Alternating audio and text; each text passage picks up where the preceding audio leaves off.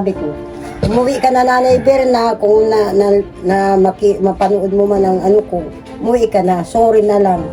Kasi tao lang tayo na nagkakamali. Nang ganyan. Ngayon ako ang inaano ng mga netizen, mga vlog. Ako na naman ginagawa nila masama. Binamasama nila ako, sige. Basta ako, ang tao di masama. Hindi na ako sabi ko ako sawaan na. Sabi nga nakapagsalita ako, sabi ni Pastora Brenda, nag-pray siya.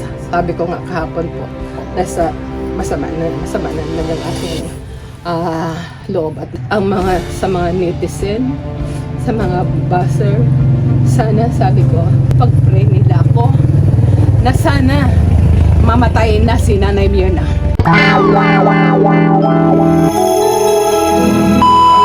Subscribe to my channel. Magandang hapon po mga katuwang, isang makulimlim na hapon po sa atin pong lahat. Dito po tayo ngayon sa likod ko kay Ate Malu. Kay Ate Malu po mga katuwang. And alam niyo naman po siguro kung ano po ang pinagmula ng hindi pagkakaintindihan ng tampuhan ni Ate Malu at ni Nanay Myrna. Nag-love shout out sa ating mga katuwang abroad. Si Tita Let's nagpadala sa akin sa GCash. Bili ko daw ng tag-isang efficacent oil si Ate Malu at si Nanay Myrna. Yung bahay ni Nanay Myrna dyan, sarado po, sarado, nakakandado. Sigurado ako andun yung sa chapel ni Pastora Brenda. Dito tayo ngayon kay Ate Malu, mga katuwang. Tara po. Sila wala yung hauler, mga katuwang. Wala yung hauler, andito, dito pala. Hindi ko nakita. Ayun, yung hauler. Nadating pa lang po Ay! Kaya may mga karga pang ang kalakal. Kumusta? Okay naman po. Darating nyo lang? Galing kami San Lorenzo. Malayo Oo.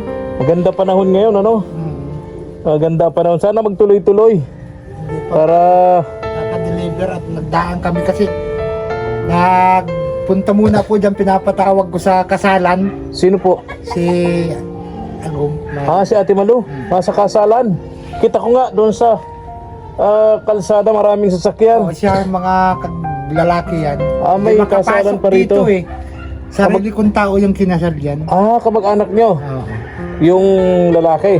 Yung kuya, babae. Babae. Kaya andun si Ate Malu. Kanina pa man po nandun na pinapuntahan ko na. Ay, baka hindi pa naman kumakain. Kumain na po yun. Ha? Nakakain na yun. Sigurado ka kuya, baka mamaya hindi pa Kain na kumakain. po yun at naning nagpapantumina na. Ganun. Yung mga ikinakasal. Napaka-importante ng pantumina. Kasi doon Magkakaroon ng ng pera. Pag walang pantumina, walang pera. ay wala. Yung sabitan, doon nagkakasabitan, mga katuwang. Pag walang pantumina, walang sabit. Naranasan mo ba yan, Kuya Ramil? Magpantumina? Dati noon, kasalis lang naman kami Kasal sa mayor o sa pare? sa Mayo. Sa mayor o sa West? Sa judge? West lang. Sa mayor? Yan. Sa judge. Ayun.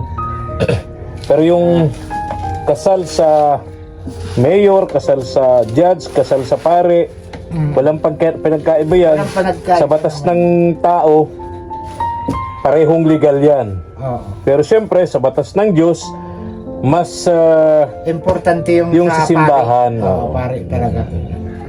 Ayan. Di ako nakadala ng sapatos mo yan. Papalitan na natin yung Kuya Ramil. Di Ayos ako pa naman. nakadala. Napapakinabangan pa baga. Pwede pa naman. Oo.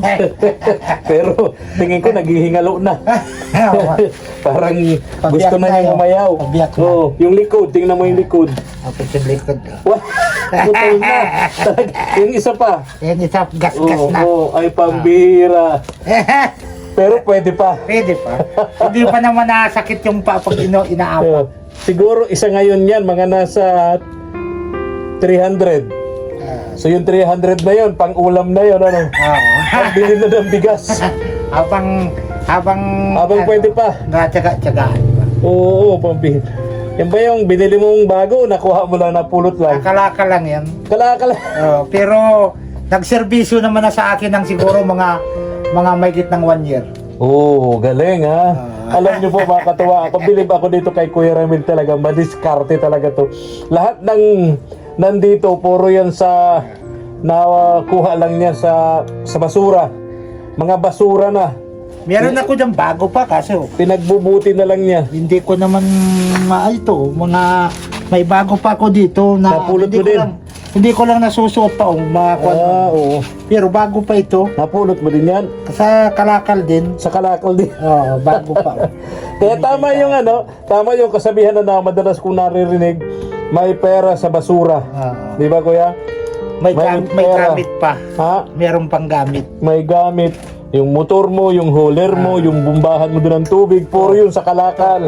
Itong mga itong appliances na ito, Ayan. sa kalakal din ni Kuya Ramil. Pambihira. Yung sapatos na ito, Sa kalakal din. Kalakal din. Galing ka na. Hindi mo na bibilhin, ano? Oo. Pero alam mo kung yung ginagawa nyo ni Ate Malu, nangangalakal kayo sa abroad.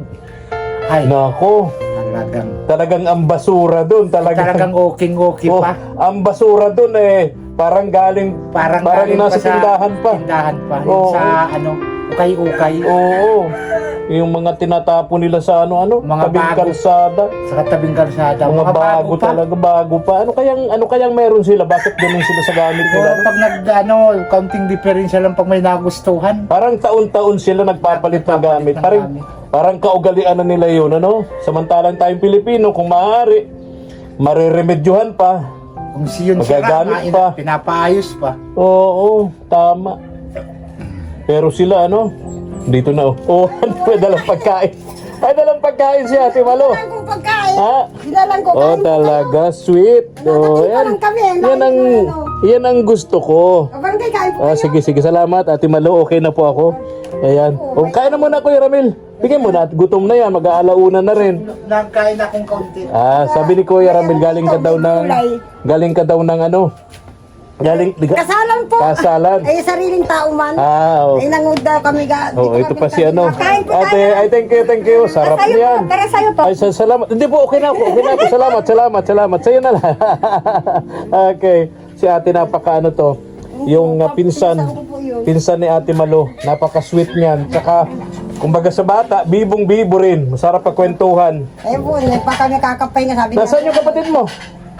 Yung may sakit. Nandun din sa kasalan. Uy, sana pinaalalahanan mo. Baka tirahin yung humba doon. Hindi po, kaya ako Sabi nagtinda ko. Oy, brother, bawal sa iyo ang humba. Iga daw sa kanya. Iga daw. Ayun. Lang. Oo.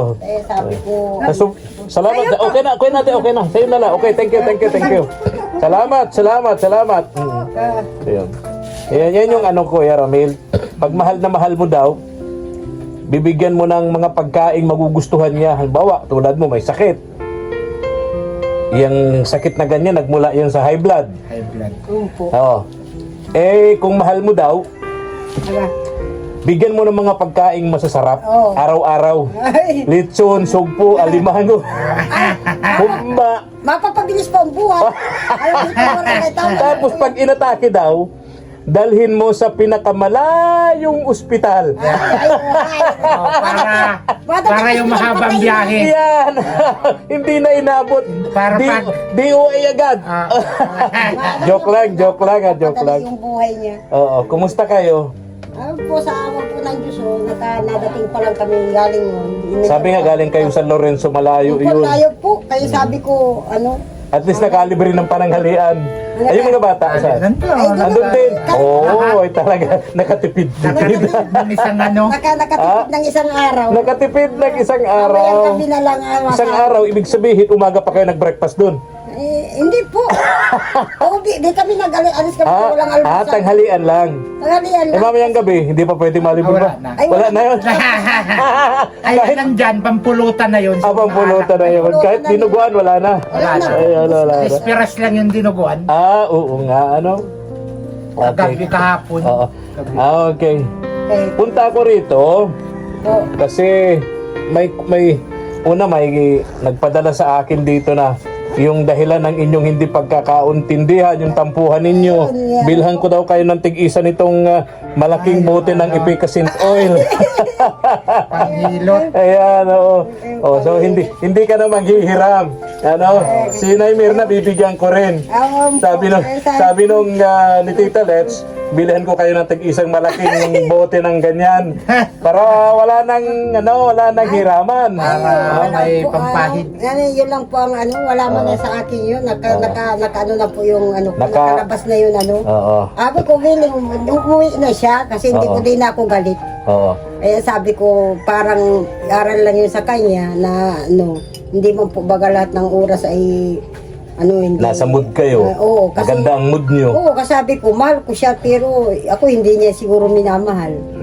Kaya sabi ko, kahit Parang- ganun pa rin, sinusuklihan ko pa po siyang kabarangay. Kung hindi niya ako mahalin, basta mahal ko siya. Hindi ko siya matitiis. Nagsama lang ang loob ko, para ko na siyang nanay, lola, Di mo inaasahan Hindi ko pinasaan ng yung gagawin. mangyayari. Sabi niya sa Yung akin, sasabihin niya. opo, pag ako tinawag niya, Malor, takbo ako kahit nakararating ko lang, kahit pagod pa ako. Sabi ko, bakit po, Nanay Berna?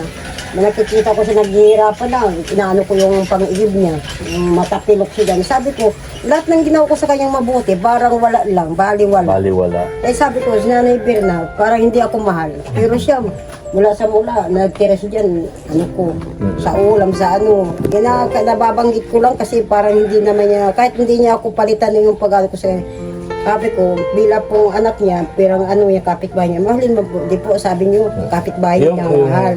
Yung suklian na lang yung naging mga kabutihan mo sa kanya sa mahabang Sabi panahon. ko, malayo ka sa kamag-anak mo, willing ako, hindi kita matitiis. Pag Ayun. nakita kitang, pag hindi mo tahimik ka, Nanay Berna, nag-ato ka, tulog ka na. Pag nananahimik siya dyan, Opo, kay nanay ko. pumupunta ka. Tulog na ako. Baka hindi mo alam kung ano na nangyari. Kala natin natutulog lang. Tulog pa lang. Yung pala wala nang gising. Pala tulog Kasi na hindi talaga. na po natin alam pa ng baga. Minsan baga sabi, inatak, binabango. Tama yun. Kaya minsan ba, Nanay Berna, tulog ka na. Oo. Napatanong Pag walang sumagot, ay alam na. Kaya Oh, po, pag kinalampag mo tapos wala pa rin. Wala pa rin. Oo. Tulad yung- Giniba mo na yung pintuan. Ay wala pa rin. Giniba mo na yung bintana. kaya Tapos wala pa rin. Iba na yun. Kaya- Baka mukhang tulog lang. Oo. Di ba? tulog na hindi na magising. Tama yun. Tama Kaya po, yun, sabi Ate ko, Malu. nandun siya kay Pastora. Siguro ako kung may nararamdaman si Nanay Berna na hindi ba kami uwi. Opo. Sa isip ko lang sabi ko, Hindi na siya makapunta wala man dito. po kabarangay po nararamdaman, wala man. Wala man. Sabi ko, baka tatampo sa akin si Oo. Nanay Berna. Pag din ako din ang hihingi sa kanyang dumapunta ko para umuwi na dyan. Ganun po ako magmahal sa tao kabarangay. Kaya sabi ko, Lalo sa matanda. Oo, sa Sabi mo nga, matanda. itinuring mo parang nanay na lang. tinuring ko noon, nanay, lola, nandiyan na lahat. Sabi ko, malayo ko sa ina ko. Ay, nandiyan lang siya. Para siyang, hindi ko siya matitiis na Tama yun, kung ano. tama. Kaya sabi ko, umuwi ka na, Nanay Berna, kung mapanood mo man ang ko, umuwi ka na, sorry na lang. Kasi tao lang tayo na nagkakamali. Mahal-mahal kita, Nanay Berna, umuwi ka. Makakaigib ka dyan, sino nasalita ko lang pero willing ka umigib dyan. Kasi wala ka man iigiban. Malapit lang, hindi ka na maigib doon sa kabila. Kaya sorry, umuwi ka na. Kasi may bahay ka, hindi ka naman lahat ng oras nandiyan ka kay Pastora simbahan yun. Umuwi ka na sa bahay mo. Kaganda-ganda ng bahay mo, hindi ka umuwi.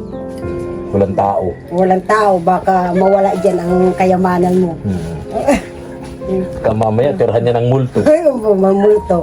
Iwasay ka. Kaya umuwi ka na, Nanay Berna. Hindi na ako sa'yo galit. Ayun.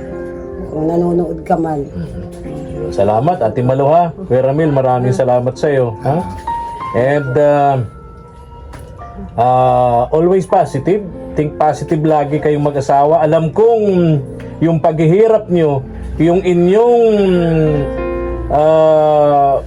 tawag dito, sakripisyo, Opo.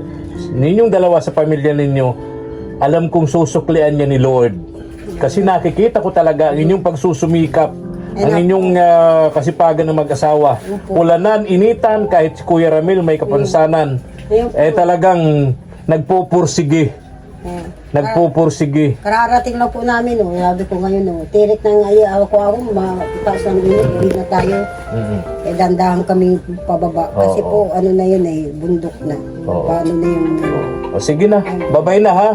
Ate Malu, pasensya ka na dyan ha. Pinabibigay sa iyo yan ni Tita Let's. Salamat tayo kay Tita Let's. Italit, salamat po sa panghilot mo sa amin mag-asawa. Kasi po may time na minsan pag madaling araw si Agumay na parang na yung pati yung kapatid mo. Masarap yan ihilot sa talampakan. Ginagawa ko yung gabi-gabi. Hinihilot ko at talampakan ko. Tapos talagyan ko ng medyas. Ang sarap ng tulog ko. Po. Try nyo. Ayan po. Sige, bye-bye na. Bye-bye na. Bye-bye po, Kabarangay. Bye-bye. Okay. Ingat kayo lagi, Kuya Ramil, sa pagmamaneho, ha? Sige, salamat po. Katuwang kay Nanay Mirna dito sa chapel ni Pastora Brenda. Tao po. Uy, Nanay Mirna. Tuloy na ako. Uy, nandiyan kayo. Oh, bakit? Masama na ang pakiramdam nyo? Ha? Hindi naman. Ano na po, Medyo okay na. baka makalma na. Ay. Kailan po naiga lang ako at naantok ako at sa gabi po hindi ko ganun nakakatulog. Kagabi, Opo, sa gabi po hindi po. hindi ka nakakatulog? Bakit? Yung po sa primerong tulog, nakakatulog naman po ako. Pero pag nagkagising na po ako, hindi na po nakakatulog. Ganun talaga, Nanay Mirna. Huwag mong problemahin yun, huwag mong isipin yun. Makakadagdag stress pa yun sa'yo. Ako, ganun ako. Pabago-bago pa, nagkakaedad na kasi tayo, pabago-bago na lang oras ng gising. Minsan nga, nagigising ako alas 2, alas 3. Pinaka magandang gising ko niyan, alas 4. Madalas alas 2, alas 3. Pero hindi ko na iniisip yun. Kasi maaga naman ako natutulog. 9 o'clock pa lang, nakahiga na ako. Kayo po, Oo. Pero yung gising, iba-iba. May alas 2, may alas 3. Masayang-masaya ako pag nagising akong alas 4. Opo, ganun nga. Oo. Minsan ako nga Pero po, hindi ko na iniisip yun. Kasi kung isipin ko pa yun, dagdag na alalahanin ko pa yun. Di ba? Hinahayaan ko na lang yun. Oo. Ganun talaga pa nagkakaedad na. Ganun na po talaga siguro lang tayo na na. Ako 2 taon na lang, senior citizen na ako. Kaya hindi na ako nag-iisip na tulad ng mga bata na pag natutulog talagang pag walang pasok ang gising nila alas 9, alas 10. Opo, ganun nga. Mahabang oras na tulog. Kaya nga, sa kaya nga po, Mga bata yun ako mula sa pagkabata talaga na Mirna, na-experience ko na yung gising na madaling araw. Kasi nga ako bilang kabataan ko, hindi ko na-experience yung tulog na hanggang alas 9, alas 10. Kasi tumutulong ako sa lola ko sa pagtitinda ng gulay sa palengke. Nagbabagid sa kunong kanyang paninda ng gulay. Kaya yung tulog na yan, sanay na ako dyan. Kumusta kayo? Magaling na yung ubo nyo. na po, kumakalma na. Hindi na po masyadong Kasi may gamot naman kayo Opo, may iniinom ako. May iniinom na. Saan si Pastora Brenda? Umalis na naman po. Magkikita raw sila nung anak niya doon sa sentro. Mayroon yatang sila bibilhin. Okay. Yung anak na panganay. Okay. Solo ka rito. Andiyan naman po yung bata. Yung mga bata, yung magkakapatid. Si Jelan lang po. Okay. Yung ang anak ay nasa... Kagabi, di ka umuwi. Dito ka natulog. Dito ka natulog. Dito po. Kagabi. Opo, dito rin po. So, hindi ka na umalis dyan. Mula kagabi. Ilang gabi na po ako dito natutulog. Bakit? Ba't hindi ka umuwi sa bahay nyo? Sabi ko nga po, kay Pastora kanina, Pastora, gusto ko muna kung umuwi. Doon nataas-ikasuhin ko yung mga damit na mga labahan. Oo. Ilalagay ko kako yun sa sako at sabi, sa Sabado na lang daw po. Sa Sabado na lang. Opo, Sabado na lang. Tagal pa yun. Ano pala ngayon? Huwebes. Huwebes, Biyernes na bukas. Ay, madali lang po yan. Ilang araw lang yan. Nagsabi man po kanina, sabi ko parang gusto kong umuwi sa bahay. Kasi kasuhin. Sinunod ba yung bilin ko sa'yo? Huwag ka munang manood ng ng YouTube. Hindi man po ako matagal na po akong di nanonood ng ano. Tama yun kasi ma-stress ka lang.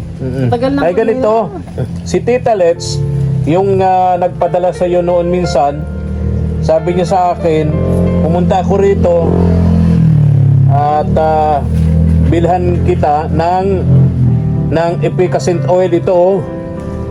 Oo, yan. Oh, malaking bote yan. Ay, salamat. Matatagalan mo maubos yan. Ay, salamat po. Oh, sabi ni Tita Let's, bilhan kita.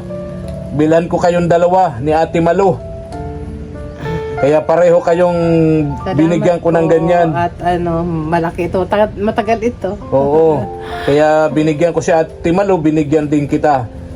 Salamat po, ma'am, Tita Let's Sararin. Maraming salamat po sa ibinigay mo pong efficacent oil. Oo. So matagal-tagal yan. Opo, matagal ito. Mga ilang buwan Oo. itong... Galing ako doon kay Ate Malu. Sabi niya sa akin, sabi ko pupunta ako kay Nanay Mirna sa chapel ng Pastora Brenda. Dadalhin ko rin itong pinabibigay ni Tita Let's na panghilot, na panghaplas. Sabi ni Ate Malu, kabarangay, tawag kasi nung nasa radyo pa ako, pangalan ko sa radyo kabarangay. Ang sabi sa akin, kabarangay, sabihin mo niya kay Nay Mirna, umuwi na siya, hindi na ako galit.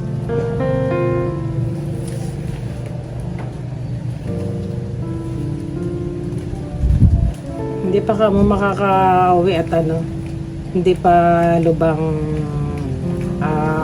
okay ang kanyang pakiramdam. Kaya, uuwi din ako dyan, ba't hindi? Bakit ako hindi uuwi? Uwi din ako.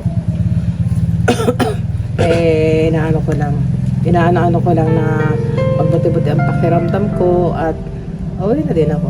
Inaalala yata ni Ate Malu, baka kung wala kang kasama dito, laging wala si Pastora Brenda, nag-aalala din sa iyo. Sabi niya, pasensya na daw, nabigla lang siya nung may nasabi siya sa iyo, no? Kaya sabi niya, pakisabi niya kabarangay, kay Nay Mirna, umuwi na siya, hindi na ako galit sa kanya.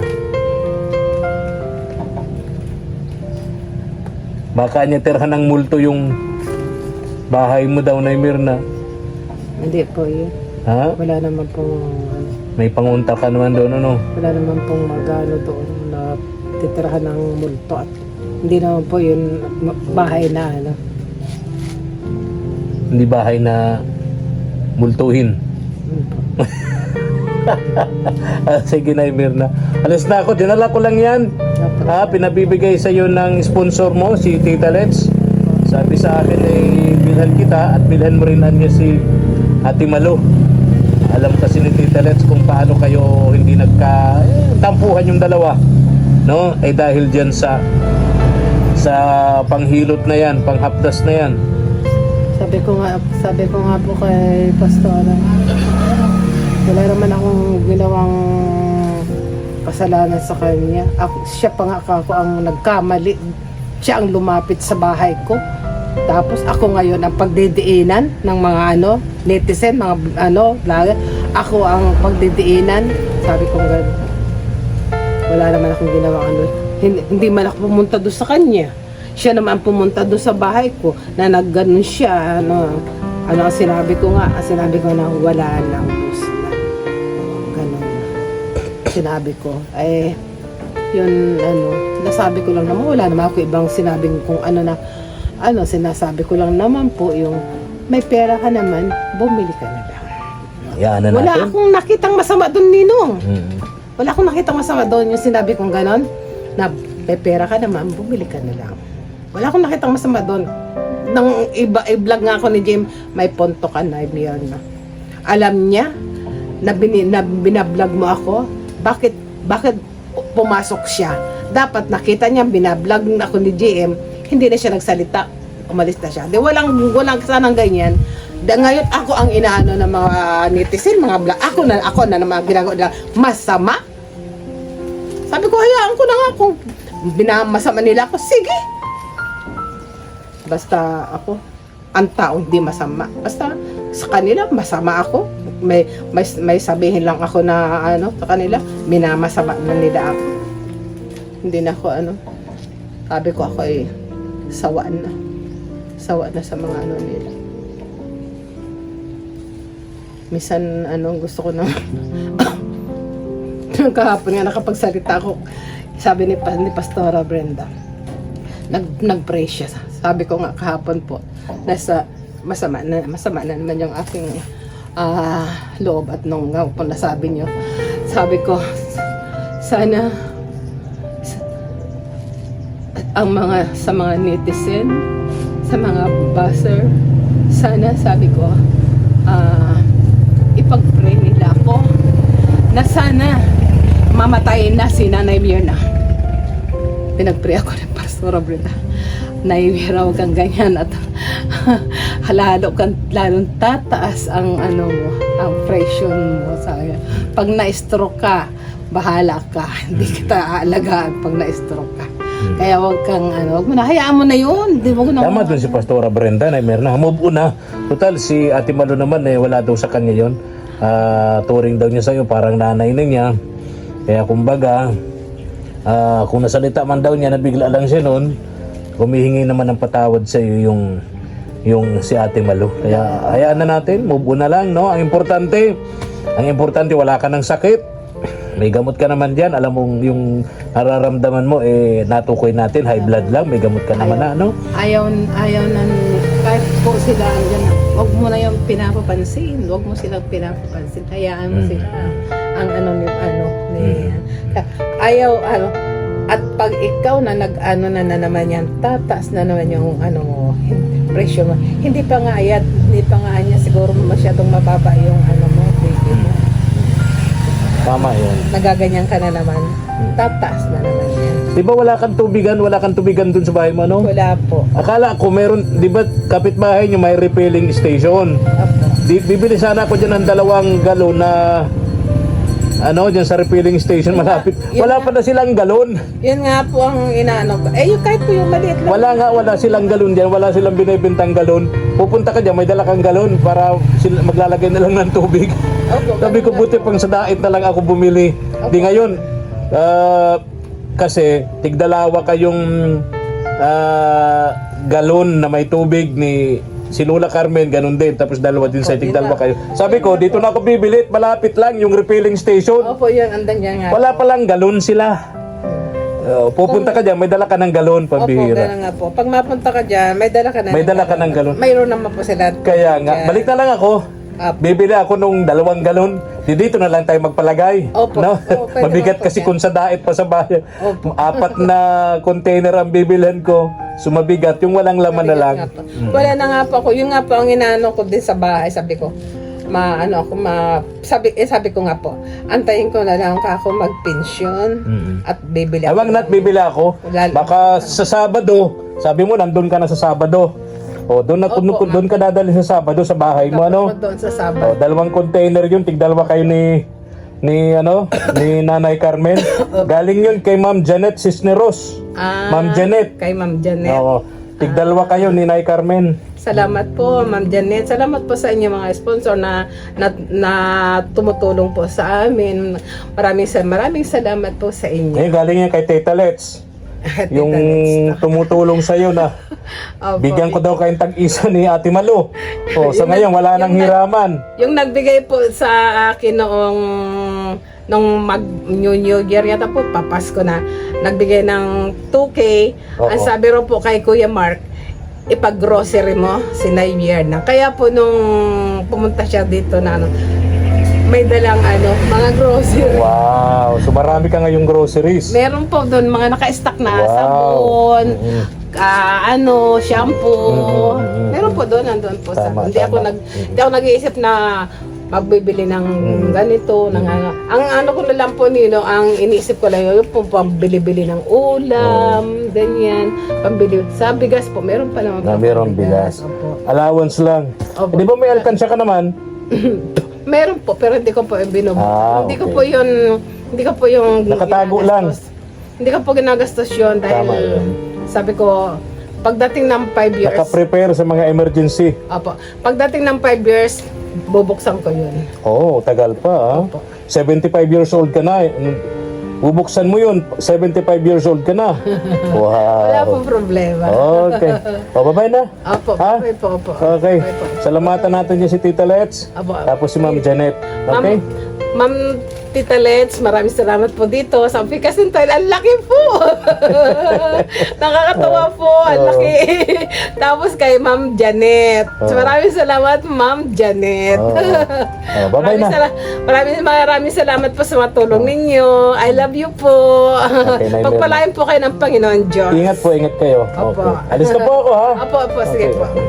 Tara na po, mga katuwang. Salamat po, Ninang. Sige po, Nanay Mirna, ingat kayo. Opo. Pag na magparaisip na kung ano-ano, ha? Opo. Okay.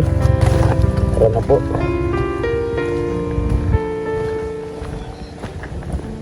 Dito kasi, malapit lang yung refilling station. Ayan, ayan yung refilling station ng tubig, water refilling station. Kapitbahay lang sana nila, Problema, walang galon. Wala silang mga galon na binebenta. Pupunta ka dyan, may dala ka ng galon, lalamnan na lang nila ng tubig. Sayang. Kala ko pa naman meron. Anyway, bibili na lang tayo sa daig ng galon. Thank you for watching.